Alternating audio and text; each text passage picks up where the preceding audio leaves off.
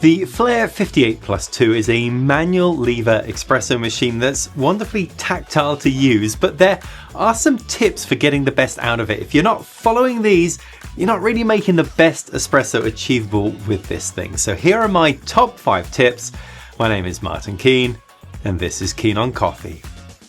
Tip number 1, preheat everything. Now this guy is plugged in, and that's because it allows you to preheat the brewing chamber, but you want to make sure everything is preheated. Now the way to do that is there is a button on this unit down here. If I hold that down for 3 seconds, so this one light is flashing, that means we're on setting 1. If I press it again, we go to setting 2 and to setting 3. Now what do those 3 settings do? Well, the first green light, that's the low setting, that's 85 Celsius, medium is 90 and high is 95.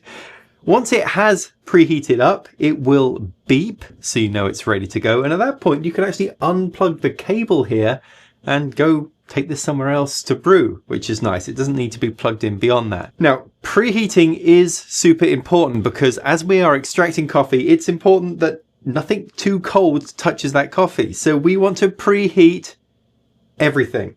First thing we need to do is open the brewing chamber up with this lever here. That will maximize the heat that we're getting in here. Then we want to add in our portafilter here. This is the portafilter that comes with the system. And it also comes with a puck screen. We want this stuff to be warm as well. So I like to just put the puck screen here in the empty portafilter and then attach that into the Flair 2 and leave that there for 5-10 minutes or so. The other thing is, where is the coffee going? Probably into here, into a cup. Make sure that's warm too. There's no preheating tray on this thing, so I like to just use warm water. Tip number 2 relates to water temperature. Now you can use boiling water in this thing. In fact, that's what the instructions recommend.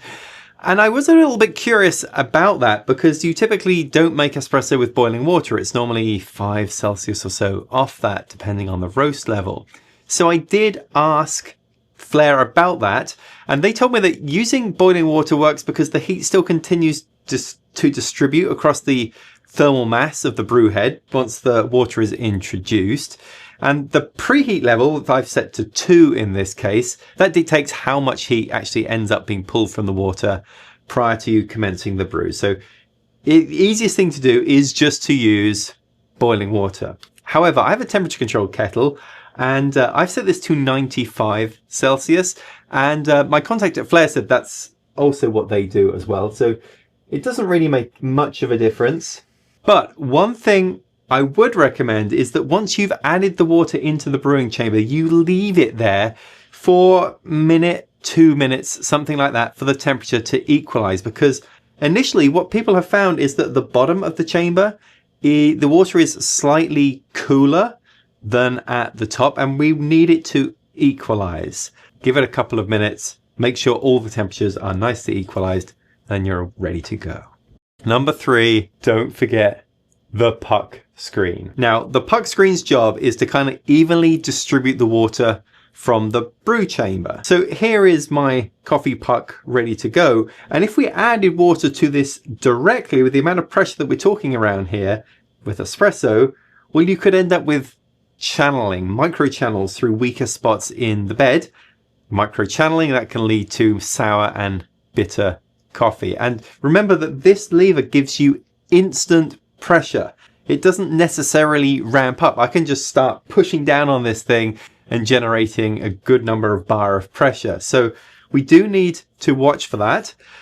Also, there's no built-in shower screen under here, and without it, coffee fines can get lifted into the brew chamber. They can contaminate all sorts of surfaces, the brew chamber itself, the O-rings, and so forth. So add one of these. It comes with it, the puck screen, before you brew your coffee. By the way, when you're done with this, it's sometimes a little bit awkward to get it back out again. You can use a magnet, and there is a magnet right here. This mirror, which lets me see what's going on, takes this off perfectly. So that is what I use every time I'm done with a brew, just to remove it again. Tip number 4, pre-infuse. So pre-infusion is all about just adding a little bit of water under not too much pressure into the coffee grounds, and that will also help with channeling. So we're going to, or at least to stop channeling.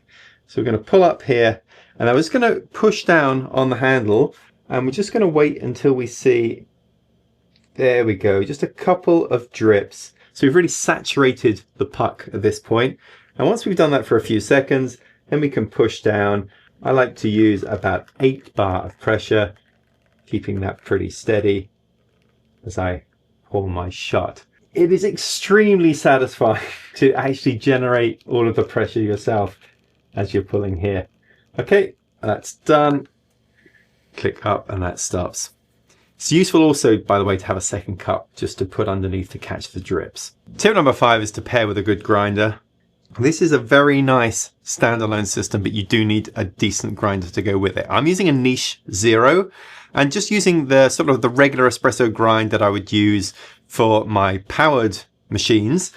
And, you know, it depends on the beans. It maybe takes a time or two to dial in. But the nice thing about this is it's actually quite forgiving because you can adjust the pressure based on the beans that you're using. But if you're looking for a grinder and you don't already have one, I did reach out to Flair and ask if they had any recommendations, and they did. So if you're looking for a sort of a budget hand grinder, then they said the King Rider K6 was a good option. That has a 48mm stainless steel burr. If instead you're looking for a motorized grinder, Flair also had a couple of recommendations that they've heard have worked very well with this system that was still pretty inexpensive. So the Turin DF54, that's a flat burr grinder with 54mm burrs, runs about $220, or the Encore ESP, that's a $200 grinder, and then the Varia FS3 is about $270 with a 46mm burr. And then Flair, of course, have their own options as well. So they have their own hand grinder called the Flair Royal Grinder,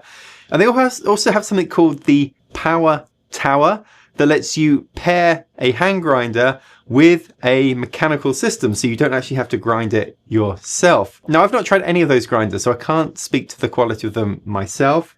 But yeah, you do want to make sure that you're using a somewhat decent burr grinder with this system.